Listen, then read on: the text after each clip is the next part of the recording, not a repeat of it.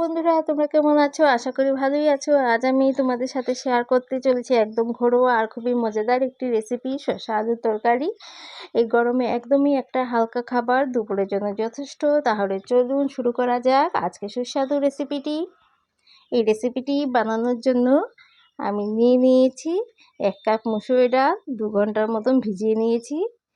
তারপরে ভালো করে ধুয়ে মিক্সিতে বেটে নিয়েছি।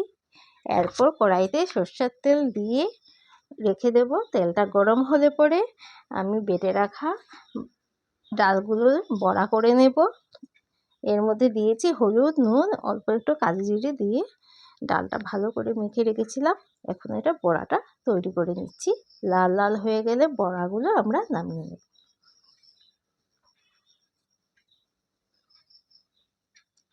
এভাবে ডালে বড়া দিয়ে শসা আলু তরকারিটা করে খেয়ে দেবে, অবশ্যই ভালো লাগবে। আর যারা নিরামিষ খেতে পছন্দ করো তাদের জন্য এই রেসিপিটা খুবই ভালো লাগবে।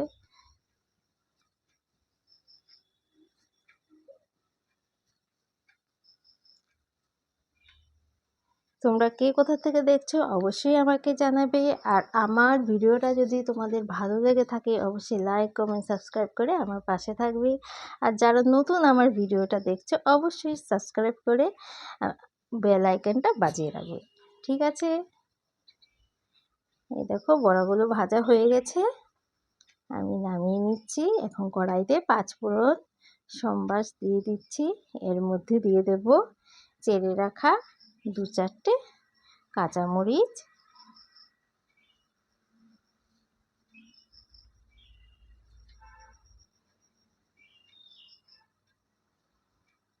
আমি এর মধ্যে এক্সট্রা কিছু অ্যাড করব না, সাধারণভাবেই রাঁধবো।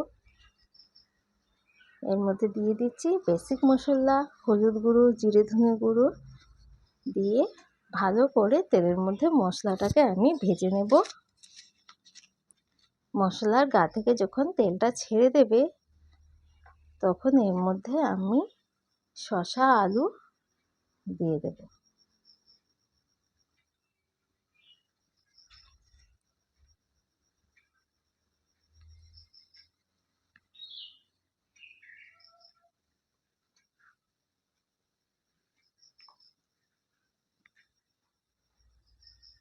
ভালো করে শসা আলুকে আমি মজিয়ে নেব মশলার মধ্যে। স্বাদ মতো নুন দিয়ে দিলাম।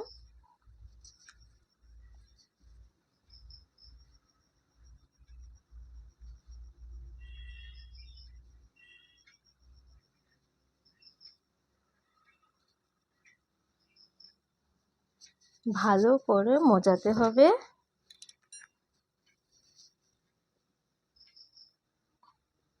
এখন কিছু সময়ের জন্য আমি ঢেকে রাখবো যাতে শসা আলুটা ভালো করে মজে যায়। কিছু সময় পর ঢাকনাটা উঠিয়ে এই দেখো শসা আলু মজে গেছে। মিডিয়াম ফ্লেমে আস্তে আস্তে শসা আলুটা ভালো করে মজাতে হবে। গরমের জন্য এর থেকে ভালো খাবার আর কিছুই হতে পারে না, হালকা খাবার।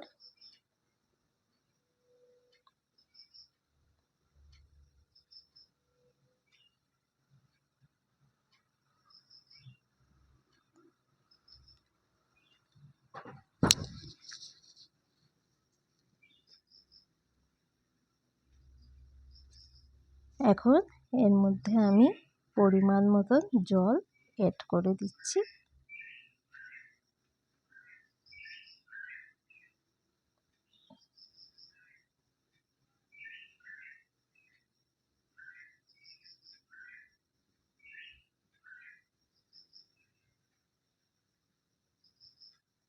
আবার কিছু সময়ের জন্য ঢাকনা দিয়ে রেখে দেব।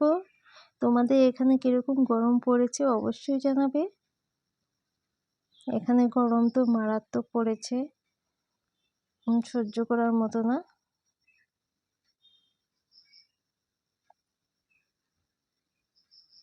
এরকম ঝোল থাকবে, পাতলা করেই আমি রান্নাটা করব।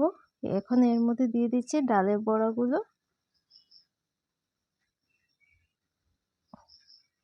যাতে ডালের বড়াগুলোর মধ্যে ঝোলটা ঢুকে একটু সেদ্ধ হয়, তাহলে খেতে ভালো লাগে, একটু জুসি জুসি টাইপ হয়। এখন কিছু সময়ের জন্য ঢেকে রেখে দেব, ডালের বড়াগুলোর মধ্যে যাতে ভালো করে একটু ঝোল ঢুকে, রসটা ঢুকে খেতে স্বাদ লাগে।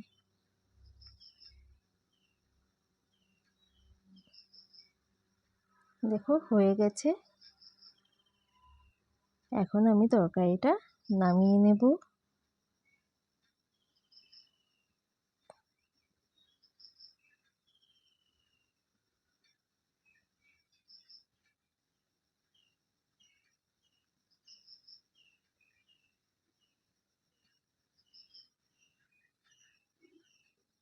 যে দেখতেই পাচ্ছ, দেখতেও খুব দারুণ হয়েছে।